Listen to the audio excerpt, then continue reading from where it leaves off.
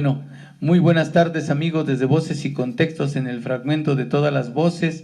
Reciban un saludo del maestro Humberto Sotelo, del maestro Indalecio Güemes, del maestro José Guadalupe Sánchez y del maestro Porfirio Palestina Ventura. Su servidor Delfino Aguilar, saludándolos desde aquí, desde la Casa del Lago, para darle este día remembranza al 2 de octubre del 68.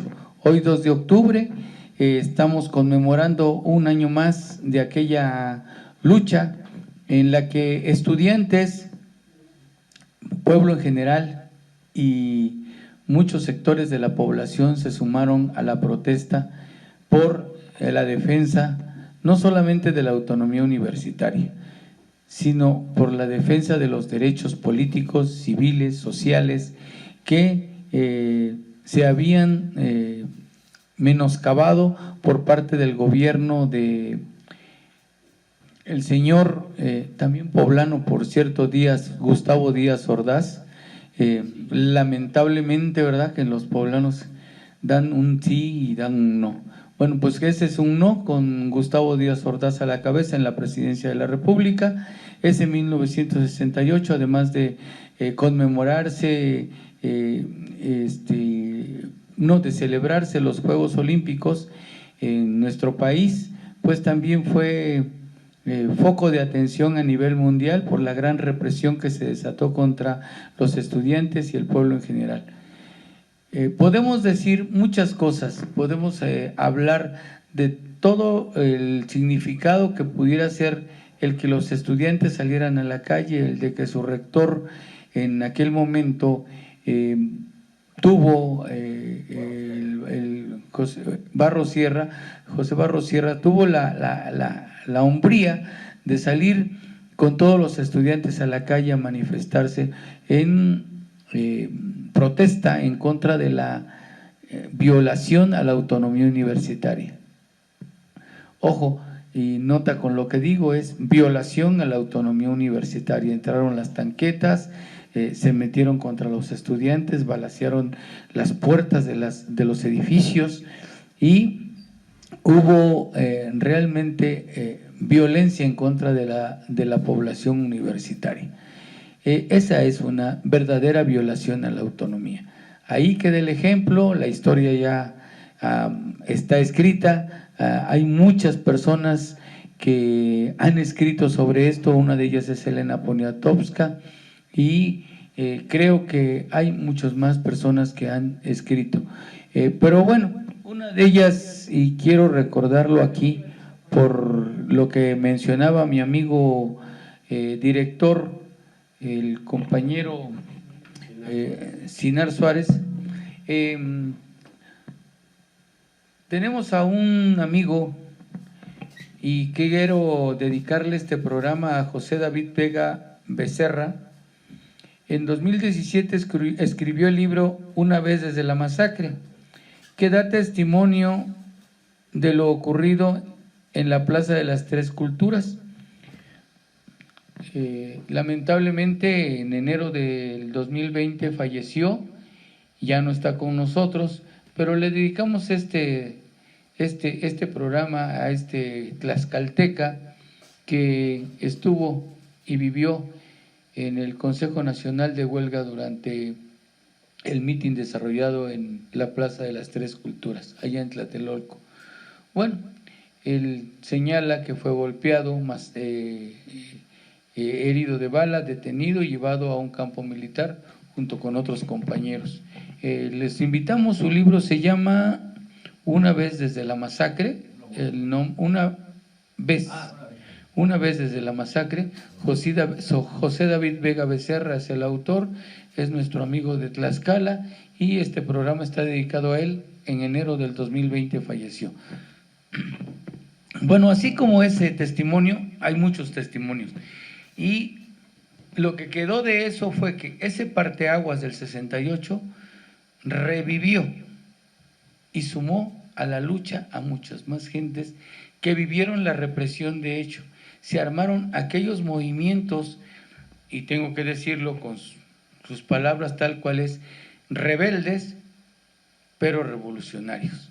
¿Por qué? Porque tenían la influencia de la Revolución Cubana y además, aunque muchos quisieran tacharlos de comunistas, eran la voz del pueblo con las armas en la mano. Recordemos el 23 de septiembre del 65, Cuartel Madera, y así como ellos, el movimiento se desarrollaron muchos grupos revolucionarios, entre ellos el Partido de los Pobres, el mismo PROCUP, que desarrollaron la lucha en todo el territorio nacional.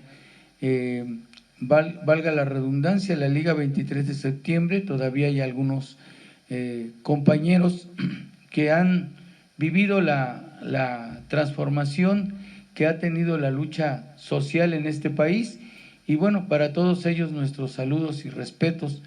Y asimismo queremos decir que este 2 de octubre para nosotros es conmemorarlo de una manera tal, es en reconocer que por lo menos hoy hay manifestaciones que pueden desarrollarse en la calle sin que la policía, el ejército o paramilitares los golpeen. Pues le vamos a dar la voz a nuestro amigo, el historiador, jurisconsulto, jurishistórico, no, al maestro, no, se lo vamos a dar al jurisconsulto, ya tiene derecho. No vamos a hablar hoy del COVID, nada más de decirles que dicen que estamos en semáforo naranja y que casi estamos llegando al amarillo y al verde. Finalmente, lo importante aquí es que nos cuidemos. Solamente les puedo adelantar que el día 6 de octubre inicia otro proceso de vacunación y se van a inscribir ya los chicos de 12 a 17 años para la vacuna. Entonces, pues estamos avanzando. Le vamos a dar la voz a nuestro amigo al que le decíamos Gatell, pero no va a hablar de el COVID, va a hablar de lo que es el 2 de octubre. Se ve que el compañero Delfino tiene mucha prisa. Y está bien que ya renunció el compañero Gatell, que tiene sus lados, sus aciertos y también algunas críticas.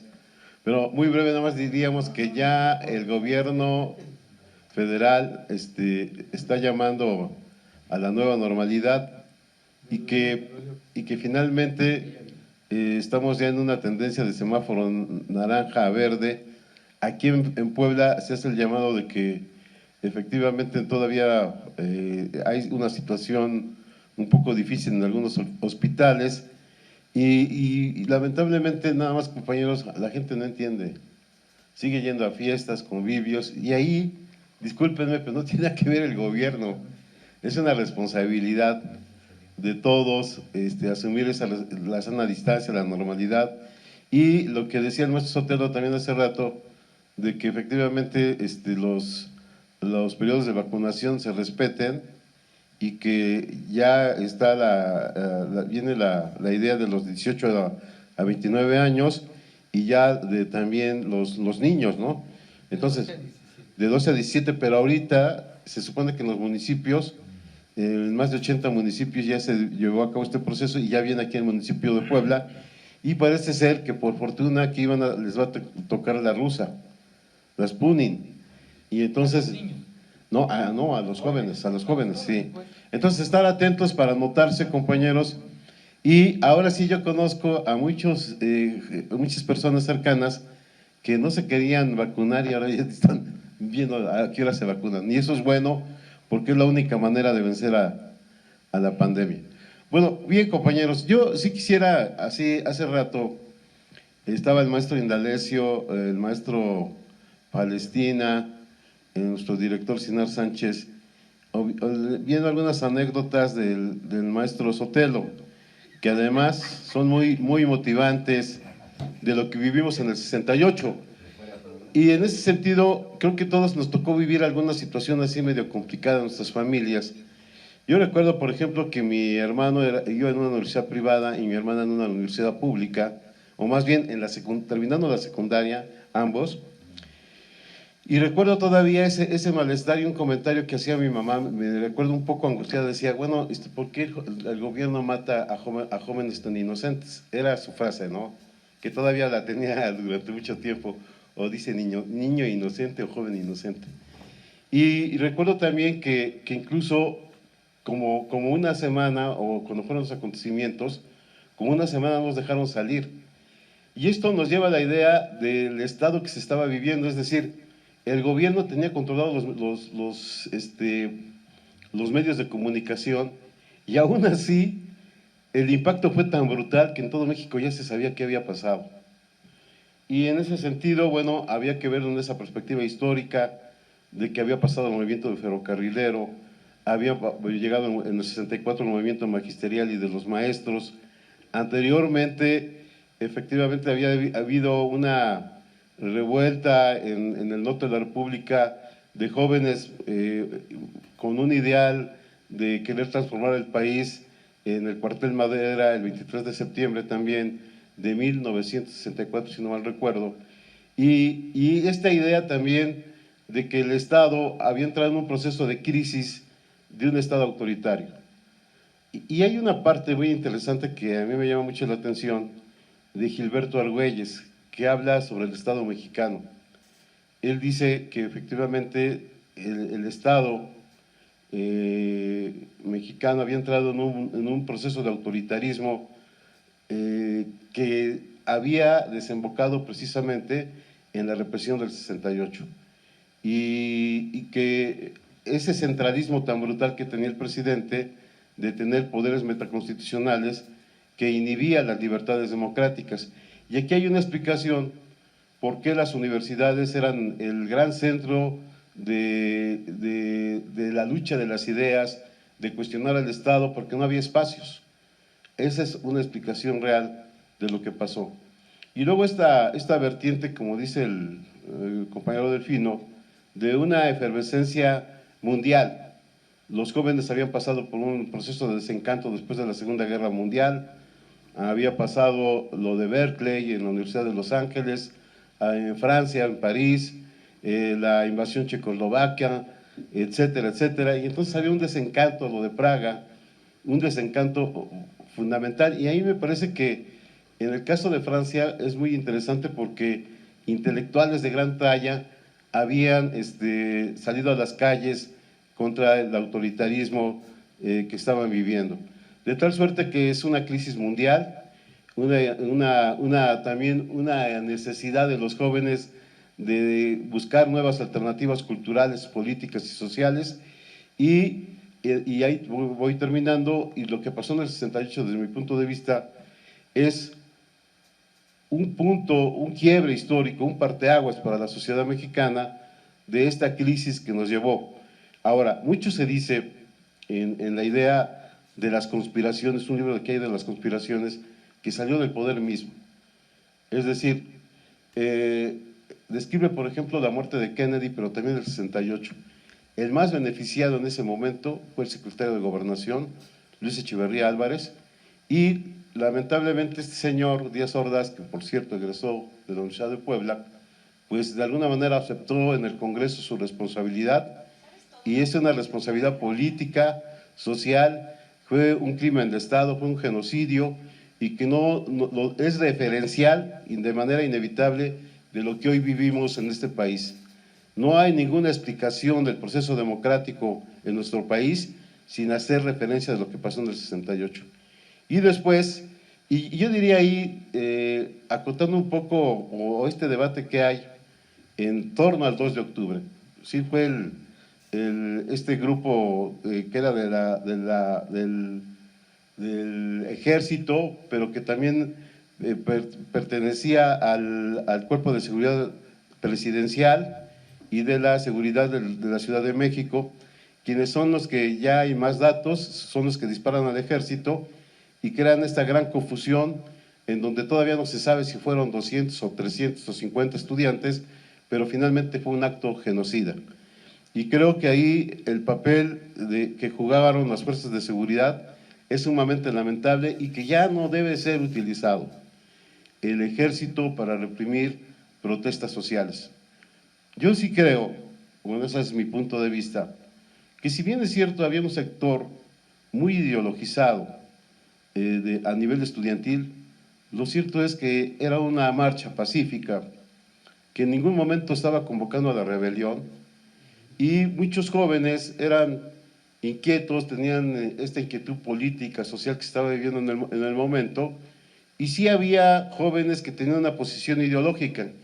Yo a veces comento con mis alumnos, esos estudiantes, aunque fueran muy radicales, ¿no?, después de las 9 de la noche los iba a estar llamando a su mamá para que tomaran su lechita y su pancito y se iban a ir a dormir, porque, y sí, yo no dudo que había gente ya muy ideologizada, pero finalmente creo que ese acto por sí solo, que reivindicaba las libertades constitucionales, la disolución del cuerpo de granaderos, que se quitara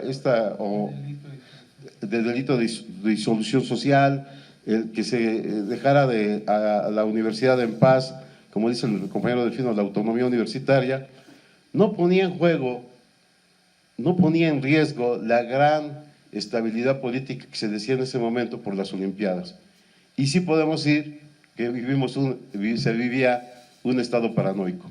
Y creo que efectivamente había que darle la dimensión, y es para reflexionar de que qué pasó en el 68, y finalmente todos coincidimos que fue un crimen de Estado y que finalmente jugó un papel importante para las transformaciones políticas que hoy se viven, y que hoy, lamentablemente, hoy sigue vigente muchas reivindicaciones que hizo el movimiento del 68. Bonito, bonito, bonito, bonito. Muy bien, maestro. Me gustó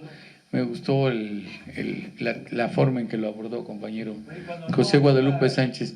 Yo creo que ya no te compares con Gatell. La verdad, Gatell es un gran amigo.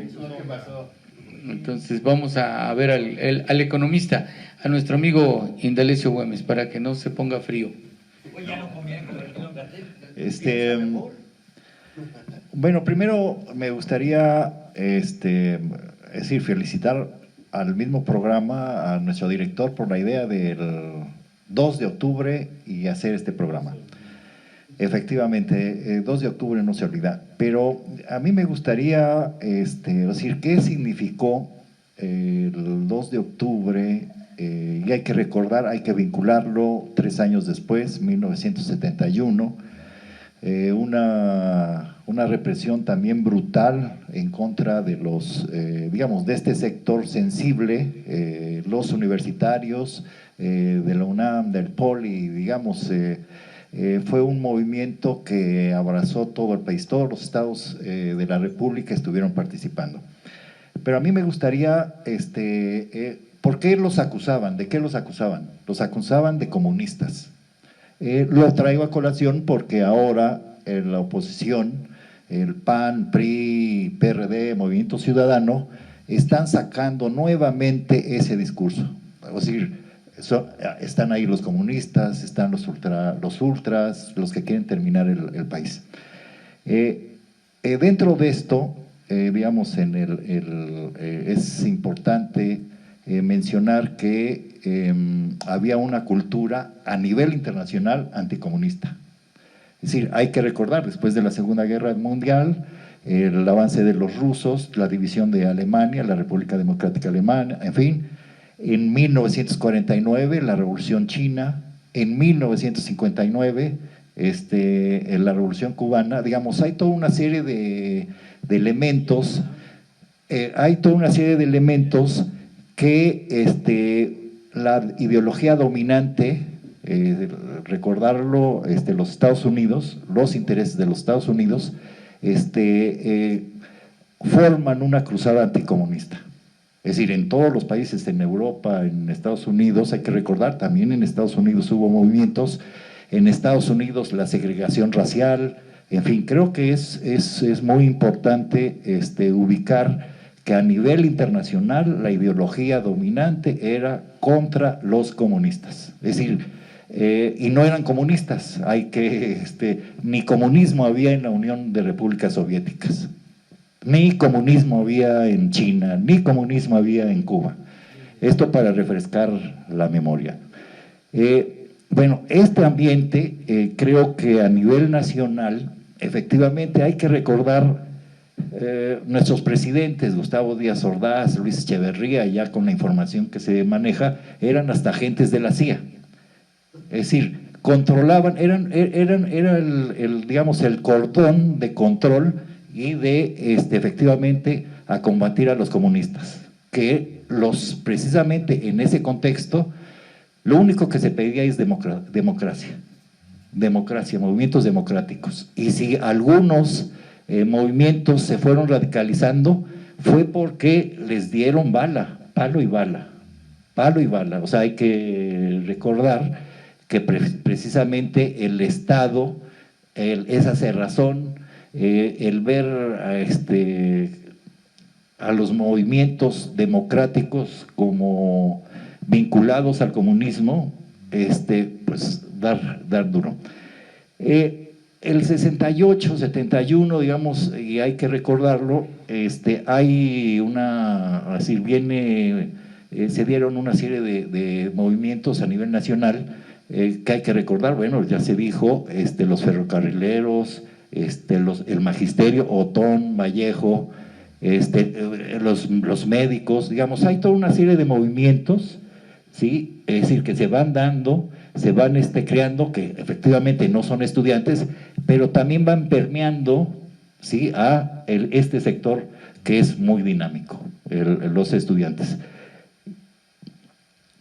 Con esto hay que caracterizar el control del PRI en ese entonces: autoritario, antidemocrático, corporativo, y también estaban claramente identificados con la idea de combatir a cualquier movimiento, porque eran libertarios, eran es decir, demandas democráticas que los hacían vincular hacia el comunismo, ¿no?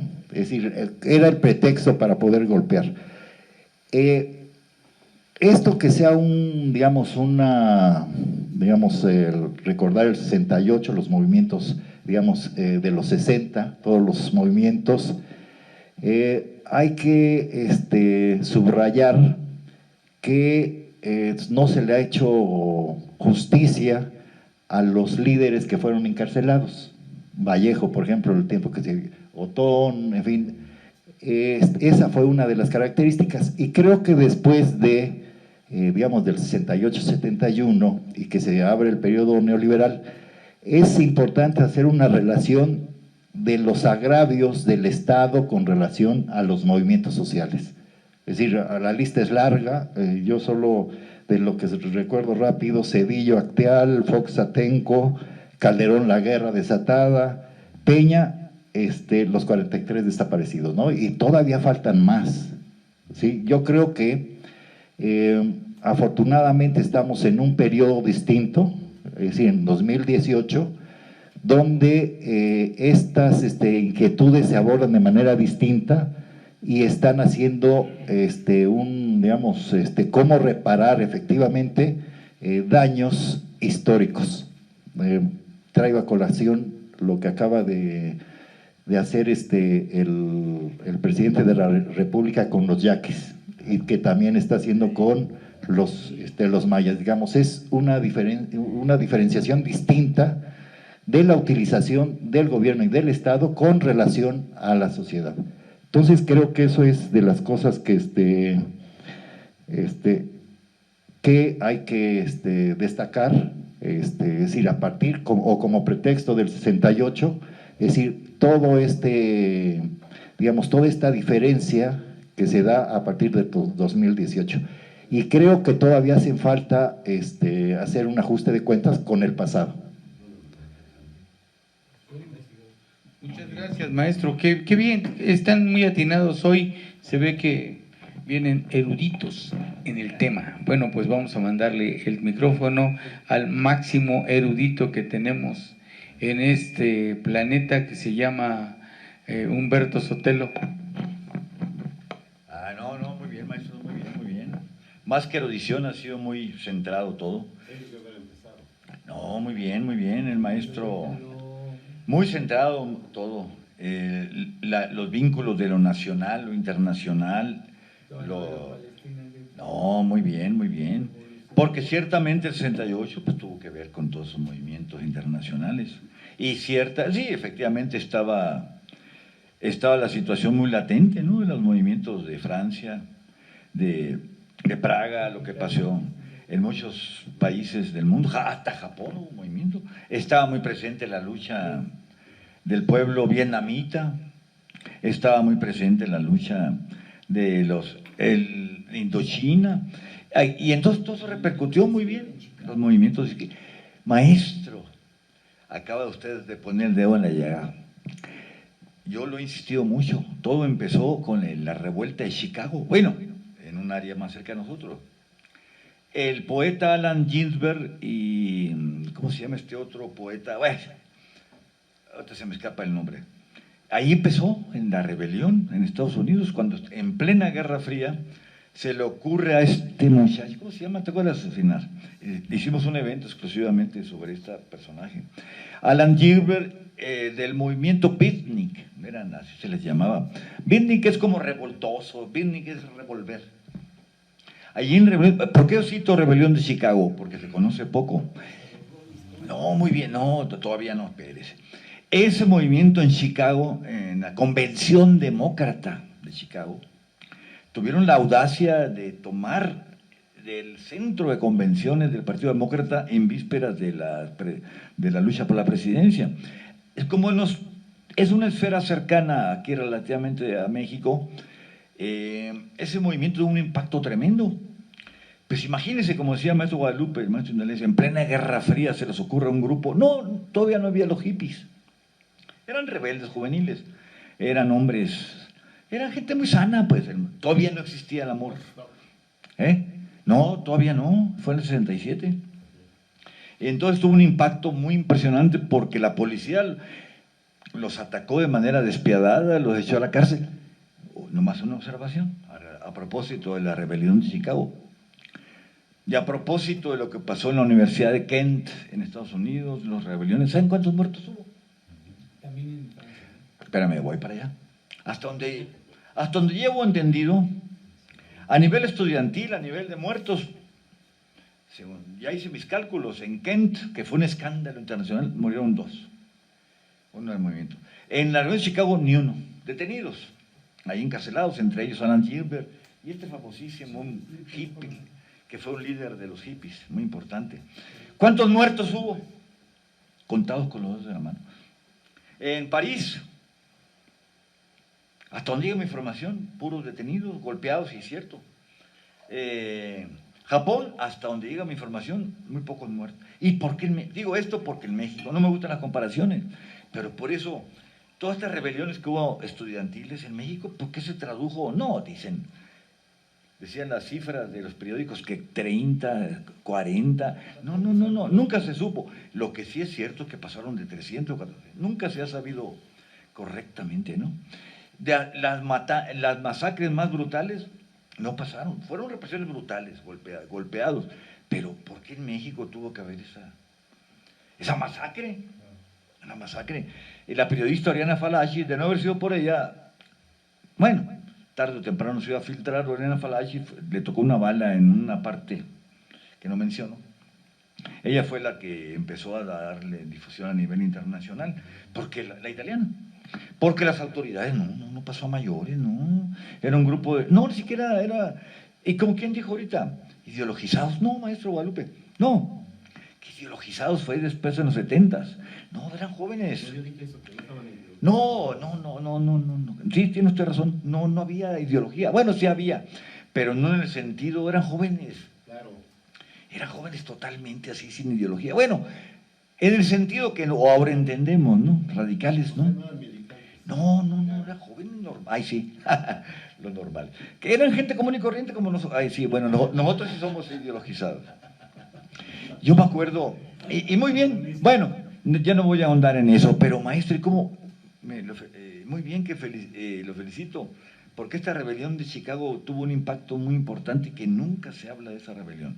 Después vino las rebeliones de los hippies, después vino Woodstock, después vino la rebelión de la Universidad de Kent. Estados Unidos se sacudió. Imagínate la histeria anticomunista. ¿Quién dijo eso ahorita así? Dijo el maestro Guadalupe una palabra que no había oído, aunque sí, muy justa: estado paranoico en México. Un estado paranoico.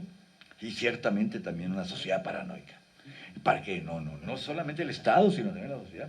Acuérdense que antes del 68 estuvo lo de Canoa, ¿no? Unos meses antes, en Canoa.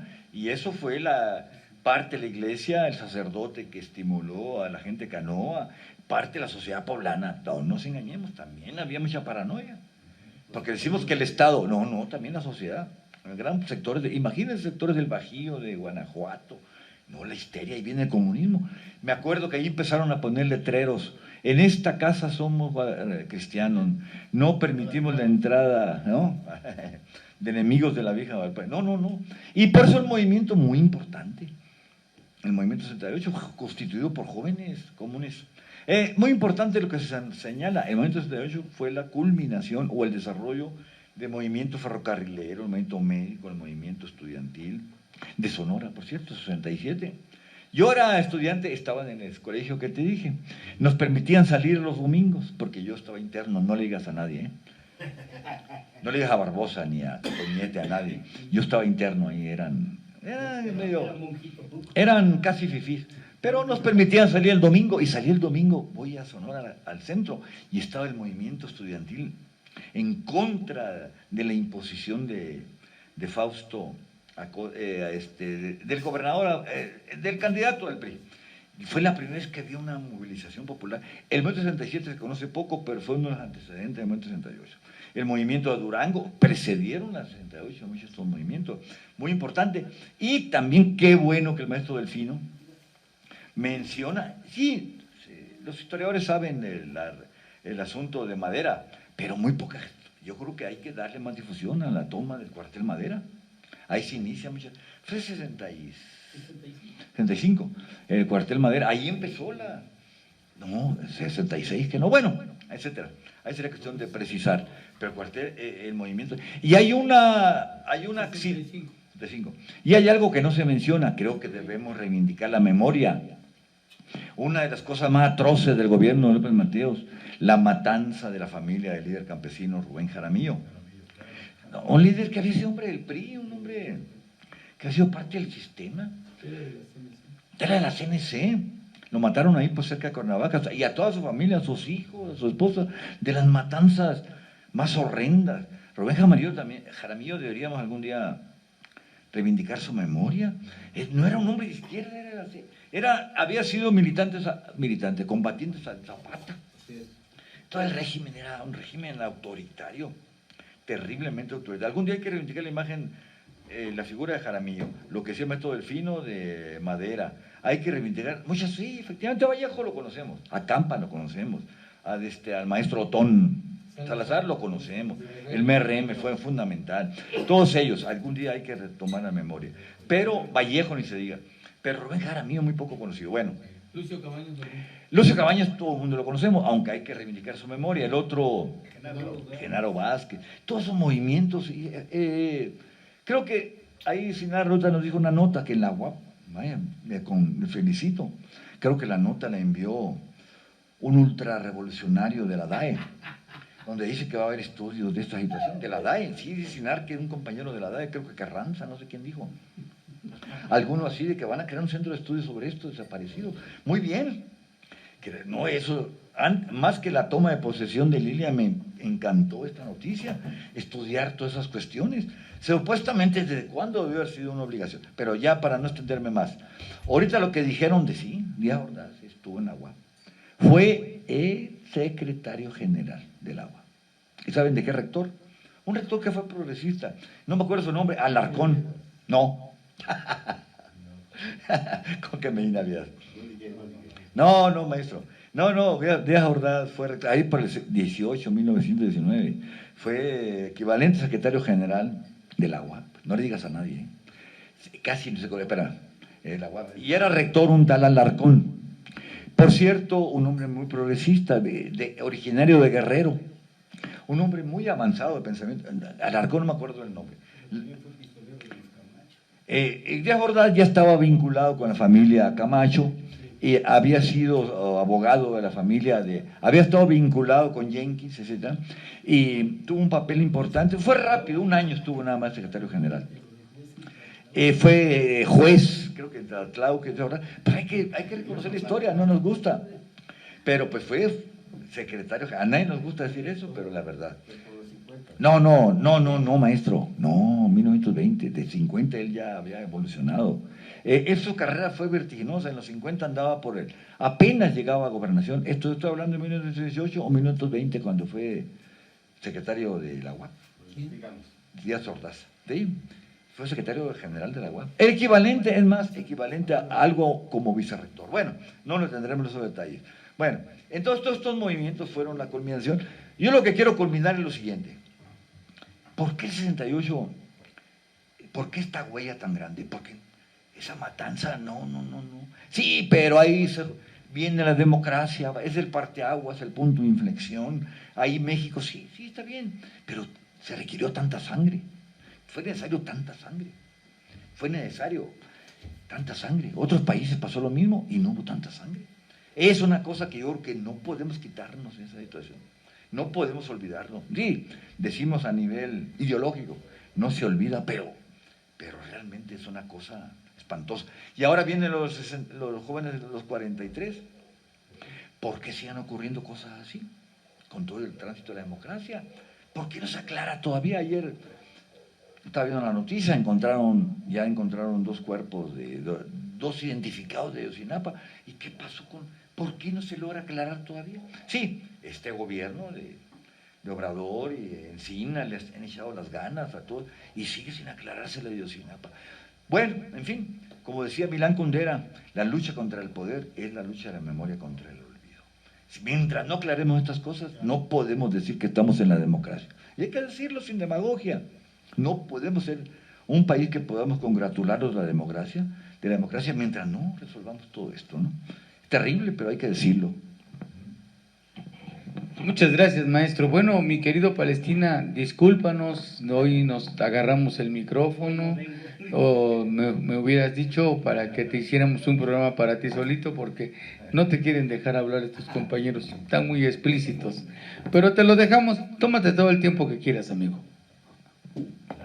No, tienen razón, hay mucha experiencia y mucho espacio vivido. Estas fechas me recuerdan porque cuando mi papá tiene a alguien en estas fechas, precisamente en finales de septiembre, principios de octubre, se pone muy nostálgico. Y él se pone muy nostálgico porque él empieza a platicarnos cómo desde su trabajo como constructor, como albañil constructor, tenía a maestros que daban clases en secundaria como chalanes. Y entonces decía, es que me exigían que se querían ir antes para llegar a Tlatelolco ese miércoles 2 de octubre, y él lo recuerda bien y así te lo marca. Y dice, pero cuando nosotros llegamos ya en la tarde, a eso de las 6 de la tarde, resulta que están formados los camiones del ayuntamiento del Distrito Federal. Entonces, del ayuntamiento, del departamento del Distrito Federal, pero tenían una capa gigante de arena. El asunto estaba en los camiones, porque esto iba a impedir que la carnicería que tenían programada ya se fuera preparando. Entonces la matanza iba a ser gigante. Entonces ellos quedan encapsulados, no salen de ese lugar, y cuando le pregunta uno, bueno, ¿y qué peleaban? ¿Qué querían? Dicen, no, pues no querían otra cosa, ellos querían que regresara a sus trabajos, que exigían su libertad, exigían legalidad para sus trabajos, que no se metieran a las escuelas, y cuestiones de esta naturaleza que hoy se ven muy normales. Le digo, pero pero ¿por qué tanta hazaña? O sea, ¿por qué tanta agresión hacia ellos?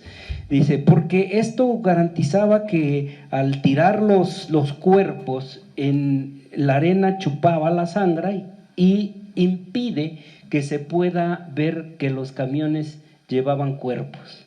Entonces, también te platica cómo fue el trato de los militares hacia ellos y cómo algunos militares trataban también de esconder a los propios manifestantes, o sea, para no golpear a su propio pueblo. Una serie de contradicciones, y digo, se pone muy nostálgico porque cuando habla con universitarios como con ustedes, se pone a platicar este rollo y dice, pues es que nosotros estábamos ahí, pero ¿qué podíamos hacer? No podíamos hacer nada. Si tú tienes una bayoneta ya en la panza, ya estás listo, ya ¿qué haces? Ahí ya no hay nada. Y él no iba a la marcha. Él fue porque tenía 2 maestros de educación básica de chalanes, y lo invitaron. Dicen, pues vamos, total, ¿qué puede pasar? ¿Fue tu papá? Mi papá fue a ese Tlatelolco. Entonces accidentalmente llega y ve todo este escenario, ¿no? Entonces esto pues nos deja a nosotros pues prácticamente sembrados, porque siempre lo platica, cada año. En este año no dudo que si tiene con quién platicarlo, lo platica y te dice cuáles eran, qué es lo que pasaba, y como decimos, hay cosas que calientan, pero estas más. ¿Por qué? Porque dice, lo único que dijeron que fue un enfrentamiento entre policías judiciales, que yo les diría judiciales, contra el ejército. Dice, y eso es falso. Dice, era fuego cruzado del mismo ejército y gente armada de los 2 lados. Entonces, esta situación es más que vergonzosa para el propio país.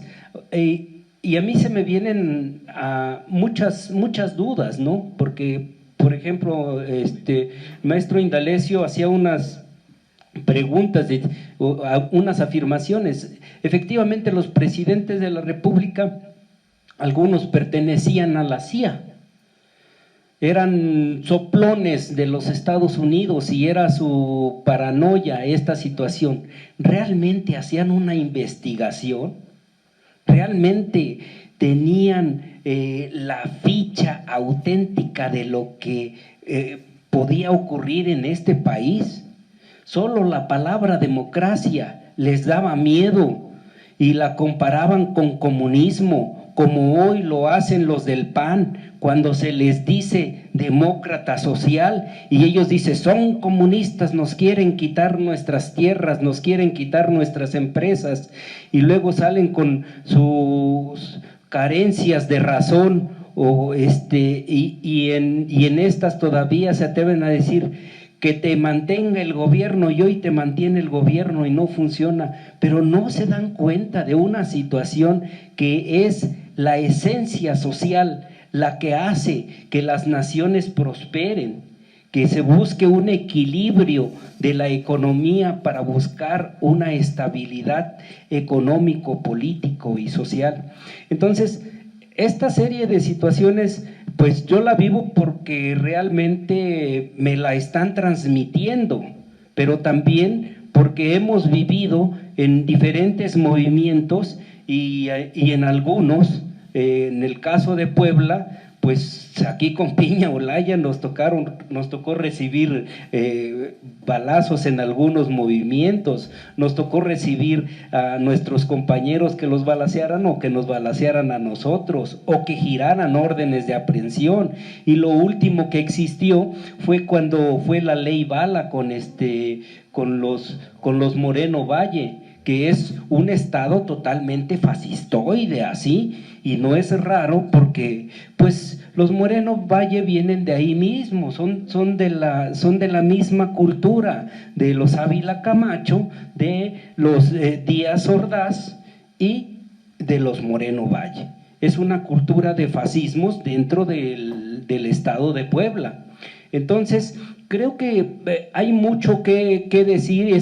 Este movimiento da mucho más para allá, porque si se lograra hacer una lista de todos aquellos desaparecidos o muertos del 2 de octubre, y si es hasta dónde es cierto, porque si existieron esos camiones llenos de arena y salían con los cuerpos, eso es muy, muy lamentable.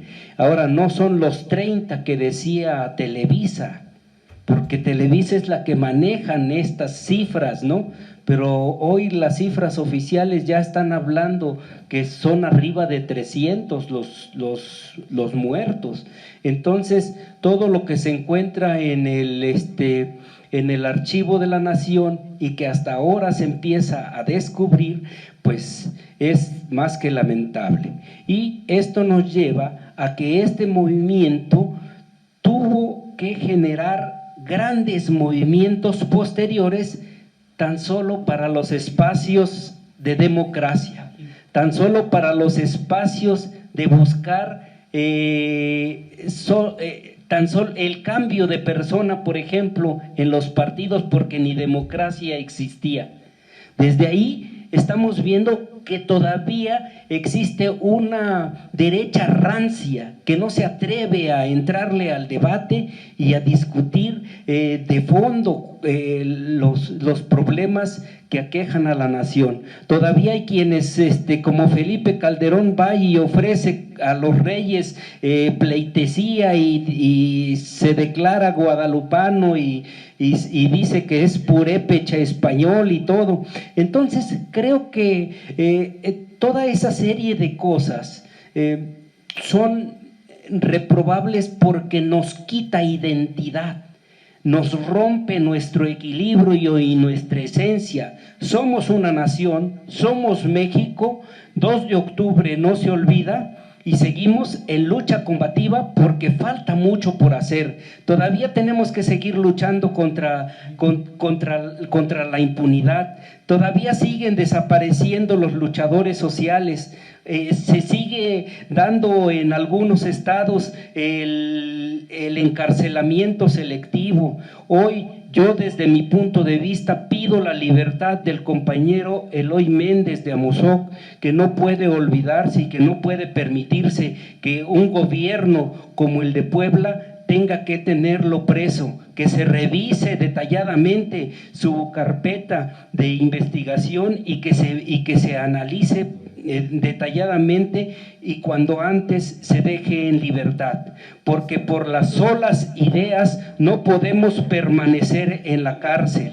Esto es un momento que nos debe llevar a la reflexión, pero también la lucha es constante, y si no coincidimos en esa lucha, no importa que no coincidamos, nosotros seguiremos luchando por esas libertades, por esa justicia, y seguiremos en pie de lucha.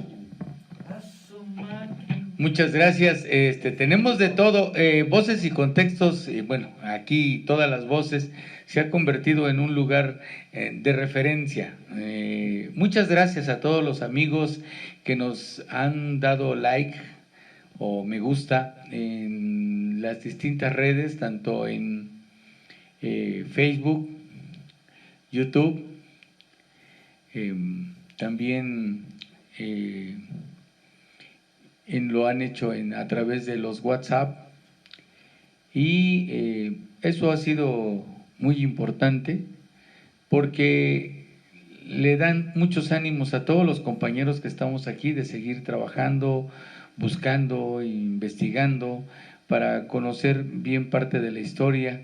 Hoy me preguntaba un amigo, me encontró en la calle y decía que estaba esperando al maestro José Guadalupe Sánchez, que ¿de qué era el programa? Y dice, yo lo veo, pero como ustedes hablan de todo, dice.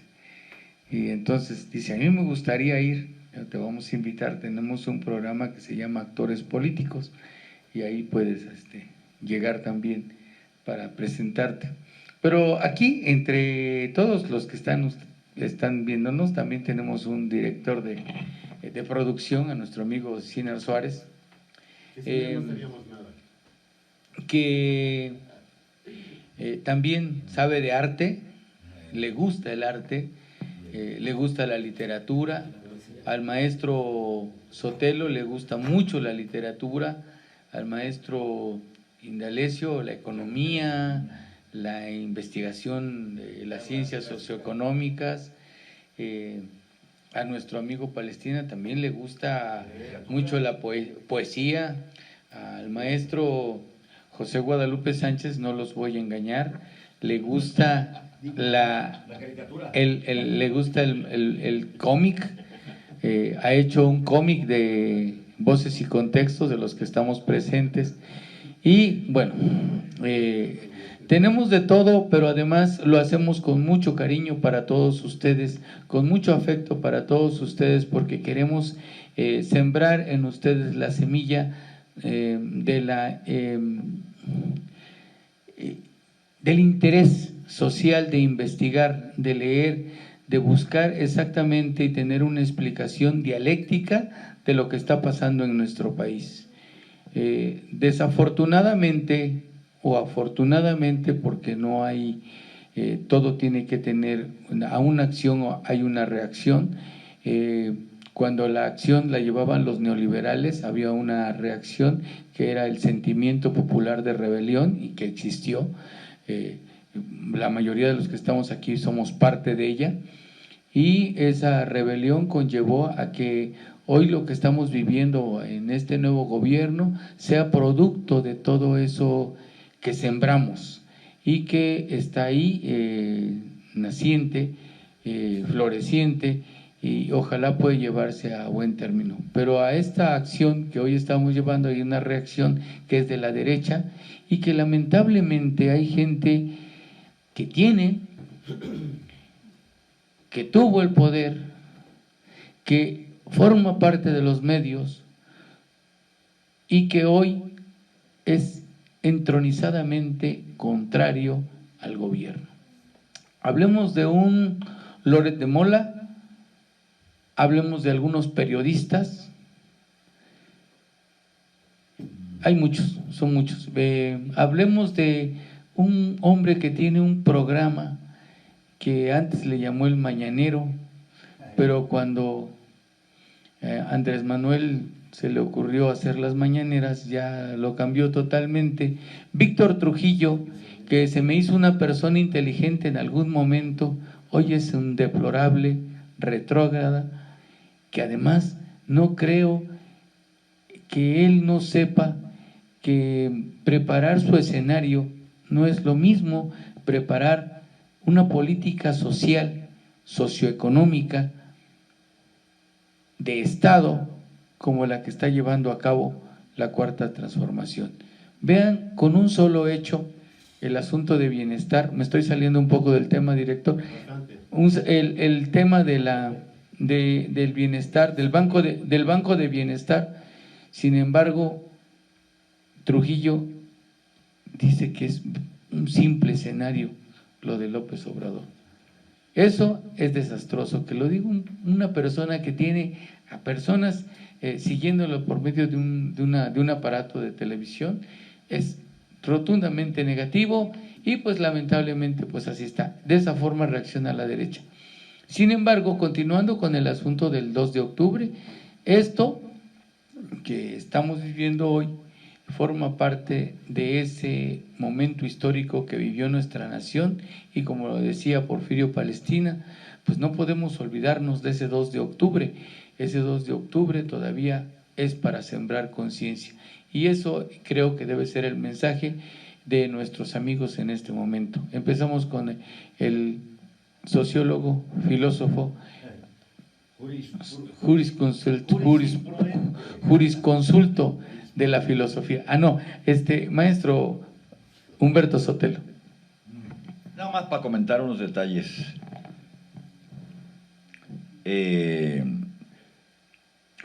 Maestro, qué bien está su celular, sí. Sí, detecta muchas cosas. No, yo no sabía que tuviera internet. Detector de mentiras tiene. Es muy interesante lo que dice Palestina, yo no sabía eso de la arena. Nunca imaginé.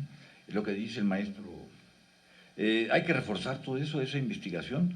Lo que decías también de militares, aunque no, que también, por ahí oí la versión, pero se conoce, pues he estudiado poco eso, de gente que protegía a los estudiantes hasta donde pudieron, ¿no? Y lo del Batallón Olimpia, efectivamente fueron un enfrentamiento, ahí todavía no se aclara del todo, pero es importante. Bueno, yo le he comentado al maestro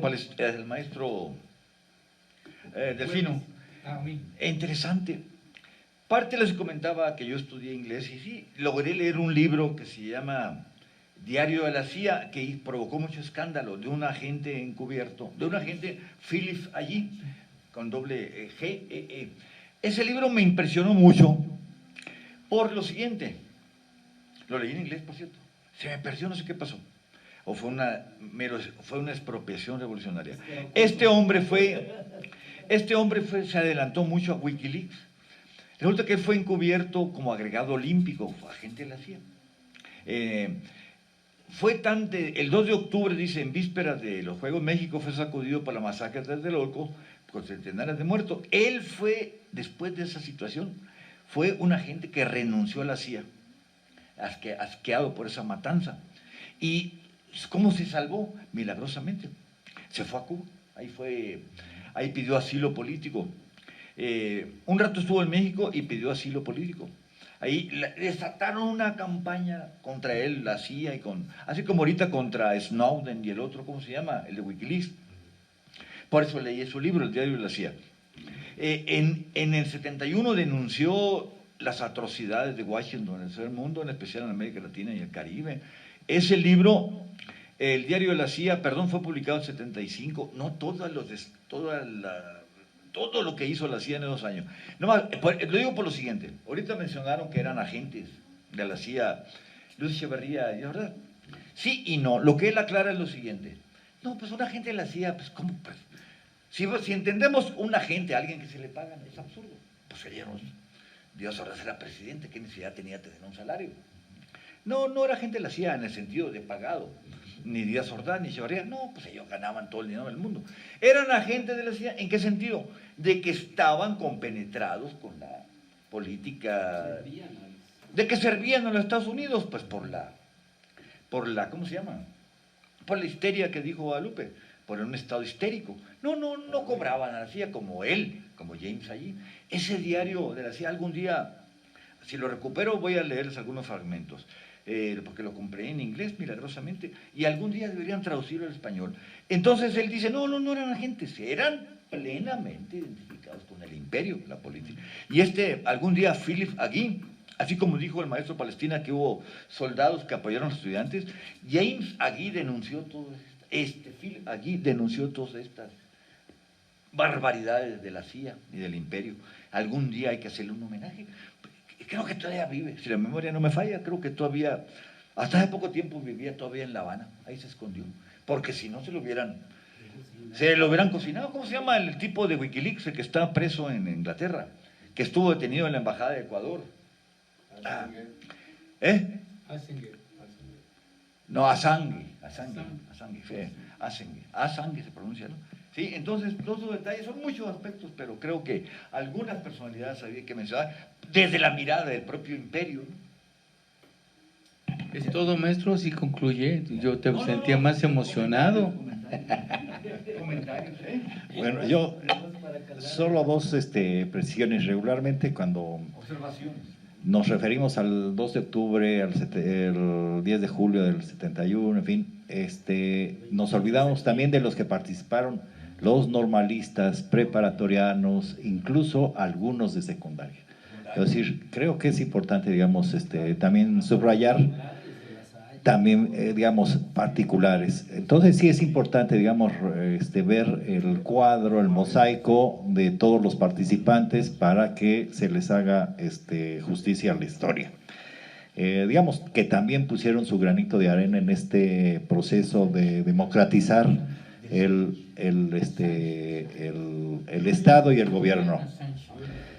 Esa es una. La otra, yo creo que lo que tenemos que recordar, digamos, el movimiento de ferrocarrileros, médicos, magisterio, el 68, el 10 de julio, todos estos movimientos y representantes de estos movimientos que se sintetizaban, y además los que después se dieron. Es decir, si observamos, había una constante hasta antes del 2018, un Estado autoritario, obviamente Estado y gobierno autoritario, en contra del proceso democrático.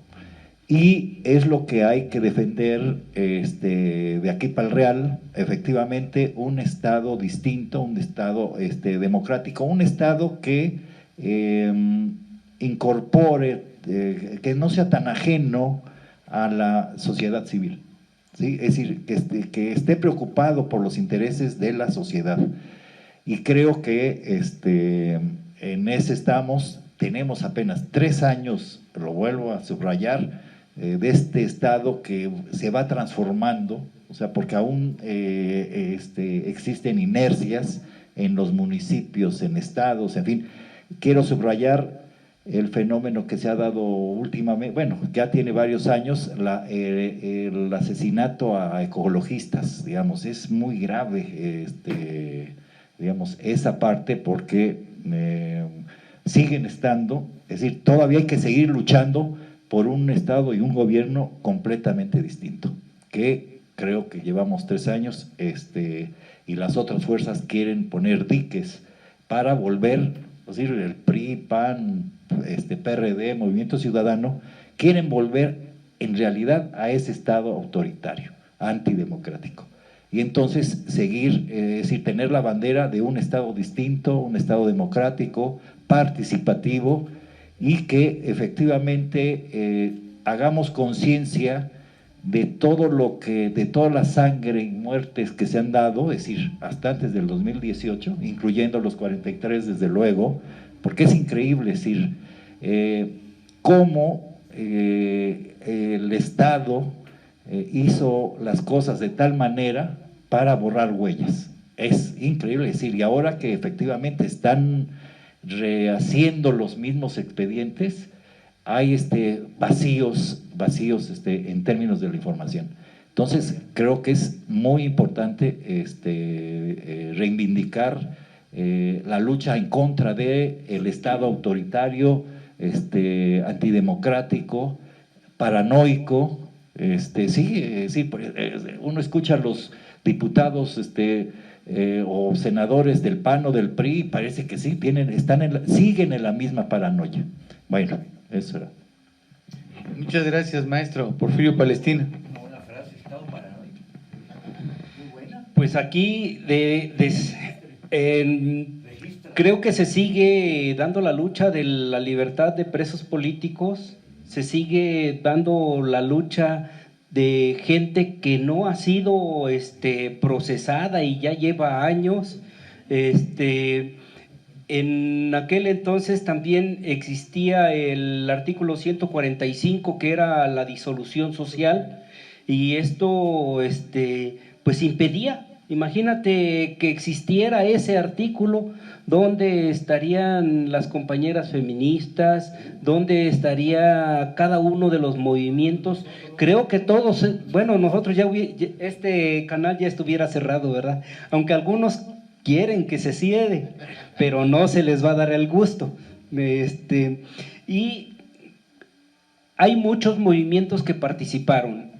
Creo que no nada más son las instituciones públicas, como fue la UNAM, como fueron las universidades autónomas, los institutos tecnológicos, preparatorias, hubo también particulares, hubo hasta colegios de monjas que participaron en este movimiento, porque este movimiento engarzó todo, englobó todo, y fue un movimiento que se venía dando por una inercia internacional, y era una lucha civil.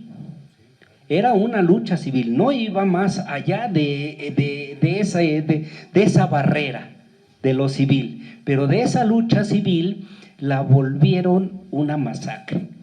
Y hace rato dieron una cuantía de los daños causados en cada uno de los países. Por ejemplo, la noche de Praga, de la que tanto se habla, ¿no? Que fue de lo más fuerte, o lo de París, pues no llega a lo que ocurrió en México, y una contradicción gigante.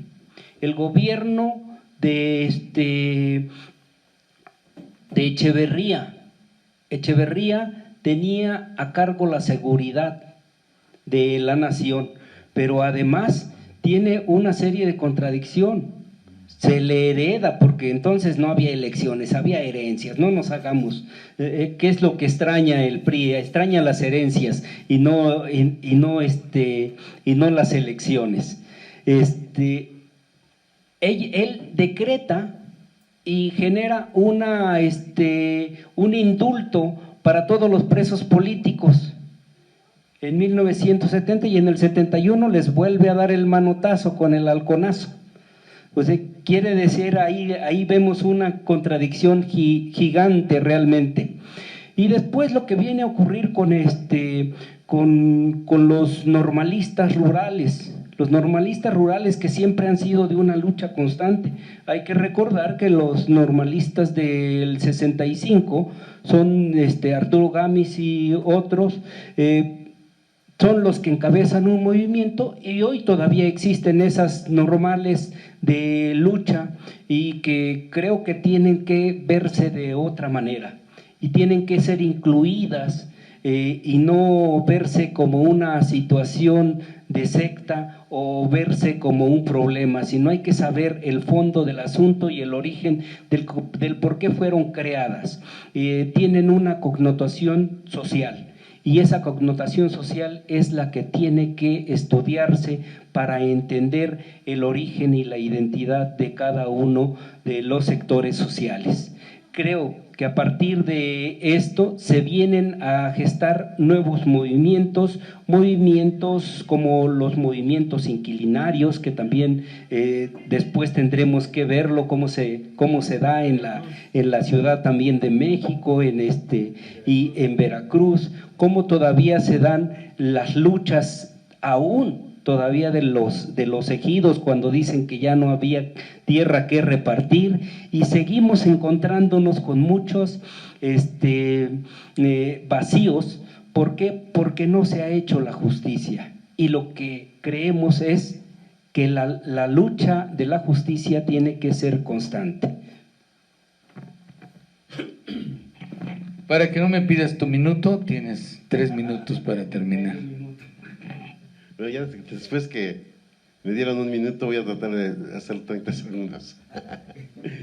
Bueno, algo que iba a decir es que efectivamente, bueno, hice aquí una como caricatura de voces y contextos, pero definitivamente nunca le voy a llegar al nivel de mi papá, porque mi papá pintaba, y la verdad sí le di mucha lata, y al último me regaló una pintura muy interesante de Chiapas, de un desalojo, en donde está una indígena con su hijo y un guajolote, los están desalojando. Entonces al último ya casi dijo, bueno, ya como andas muy incontrolable, ten tu pintura, a ver qué día se las hago ver. Él la hizo, sí, dibujaba muy bien. Era sí artista. También escribía, y yo expropié su biblioteca, leía mucho. Él era técnico de ILSA de México. ¿De qué? De ILSA de México, sí. Y bueno, obrero, técnico, bueno, para no… ¿Pero ganaba bien? Pues yo creo que sí. Con doble turno a todos nos dio carrera. Ahora vive en La Paz, dejó la herencia. Y bueno, también le di mucha lata a mi mamá, que se llamaba Regina Jiménez, pero finalmente me regaló su pintura, donde quiera que estén. Bueno, este aspecto interesante que dice el maestro, hablando de los saludos, se me olvidó, compañeros, les manda saludos el arquitecto Juan Manuel Pérez Ángeles, que tenía mucho tiempo que no lo veía, es catedrático de allá, y que por cierto está invitado a hablar sobre políticas de desarrollo, que vamos a platicar con el maestro Sina, nuestro director. Y me decía, yo tenía tiempo que no lo veía, y dice, es que lo vi en la clínica, dice, es que te vi con tu cubrebocas, pero sí sé quién eres. Digo, no, es que ya tenía rato que no lo veía, maestro, pero diga, con esa clínica, digo, ojo clínico, pues cualquiera es envidiable, ¿no? ¿Cómo puedes dar con una persona así después de tantos años?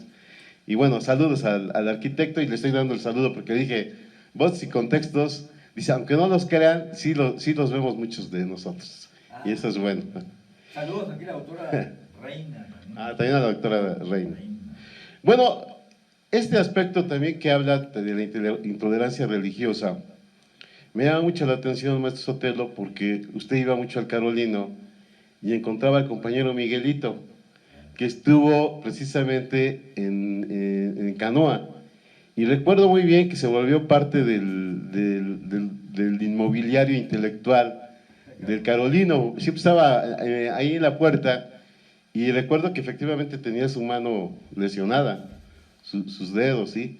Y luego nos contaba y la verdad es que era muy motivante. Y él es víctima de esa intolerancia que se vivió, como dice el maestro Sotelo, en ese momento. Y luego algo importante que está hablando el maestro Indalecio sobre el carácter del Estado. Bueno, quisiera decir que ya me acordé cómo se llama el libro de este gran autor, que es de cuando creo que usted estaba en la editorial, Gilberto Argüelles. El libro se llama En torno al poder y las ideologías dominantes en México. Argüelles, sí. Que por cierto, ahí ya me llevó a la idea de que todo intelectual debe saber de todo, porque este intelectual que había salido de la UNAM, un día se fue a nadar a Acapulco y se ahogó.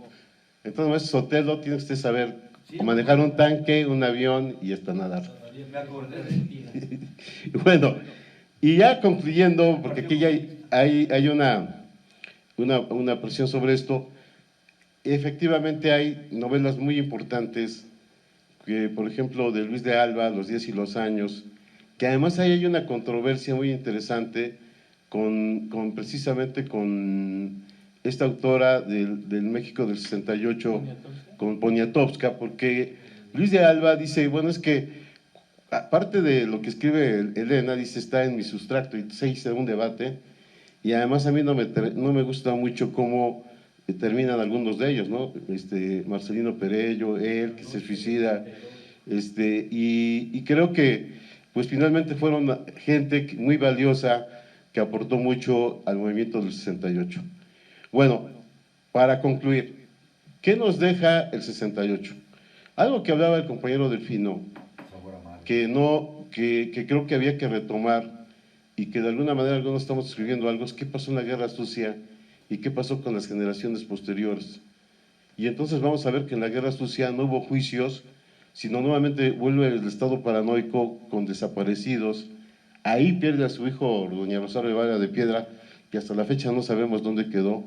Hay cientos, decenas o casi cientos de desaparecidos que no sabemos qué pasó porque no tuvieron un juicio, independientemente de la forma o causa de cómo llevaron a cabo su lucha. Y entonces al final vemos cómo Luis Echeverría trata de cooptar a los jóvenes. Hay un avance en las universidades porque se les empieza a inyectar más presupuesto, pero aparte de eso da la posibilidad de que en el 76, sobre todo, empiece a armarse ya la idea de una reforma política que decía que había una discusión en el Congreso de que por qué el Partido Comunista renunciaba a la vía armada, y había una lucha entre moderados y renovadores, y finalmente el PC después se transforma en el PSUM, pero finalmente plantean que hay que dar la lucha en el Congreso. Y entonces ahí nos da la perspectiva de que efectivamente el 68 da la pauta para ir transformando el país. Después llega el 88 y bueno, ya después vemos cómo se crea el IFE. ¿Qué es lo que queremos decir con esto? Que el 68 es un gran referente para entender el proceso democrático en nuestro país. Y luego este aspecto, y ahí ahora sí ya voy a concluir, de que efectivamente la libertad de prensa estaba completamente anulada. Hoy, como decían los compañeros, muchos comunicólogos sistémicos, muchos comunicólogos del viejo régimen se quejan, pero aquí no se censura a nadie. Y por otro lado, el gran problema que hoy tenemos en nuestro país, y hay que decirlo, hay un déficit de justicia, estructural, yo diría. El caso de Ayotzinapa a 7 años nos lleva a la idea de que efectivamente las instituciones y la propia sociedad se encuentran en una encrucijada por la falta de una cultura de legalidad. Y creo que en ese sentido, ese es el otro tema pendiente de cómo hacer que el Estado de Derecho se cumpla en nuestro país, independientemente de quién sea. Y vemos también ahí cómo las esferas del poder entran en un proceso de putrefacción. Por último, solamente diría que queda otro gran pendiente también, porque lucharon los jóvenes, que tiene que ver el problema de la desigualdad social.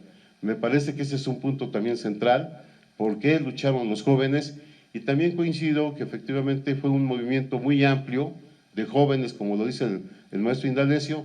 No dudamos que también había jóvenes militantes que tenían una visión transformadora y revolucionaria, pero fue un verdadero movimiento estudiantil que se dio en todos los sectores del ámbito educativo. Bueno, sería todo, y 2 de octubre no se olvida. Muchas gracias. Discúlpenos, ahora sí nos excedimos de tiempo, discúlpanos, director. Realmente el tema es mucho más amplio, hay para más, pero se me acaba de ocurrir que en algún momento abordaremos lo que son las instituciones políticas y cómo se fueron transformando hasta llegar a lo que es este 2018, cuando el 1 de julio la inconformidad social de todos los sectores se manifestó en las urnas y hubo un cambio de gobierno. Esto es muy importante, creo que hay muchos temas que tratar, pero como lo dijeron los compañeros, el 2 de octubre no se olvidas, porque es el parteaguas de la transformación social en esta patria, que realmente es patria mexicana, que tiene raíces históricas y que nunca, nunca se la daríamos ni a los españoles ni a ningún extranjero. Muchas gracias, que tengan muy buenas tardes.